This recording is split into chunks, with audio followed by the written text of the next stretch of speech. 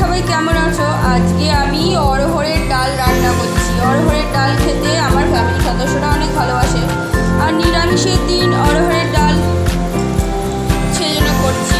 তোমরা কেমন খেতে ভালোবাসো জানাবে। ভালো থাকবে, খুশি খুশি থাকবে, আনন্দে থাকবে, সুস্থ থাকবে, আর আমার চ্যানেলটাকে বেশি করে লাইক করবে।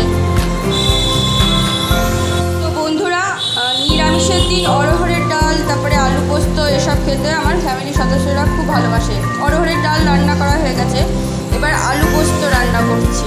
এই যে পোস্ত বেটেছি, এবার পোস্ত রান্না করলে হয়ে যাবে। এই নিরামিষের দিন আলু পোস্তও ভালো লাগে।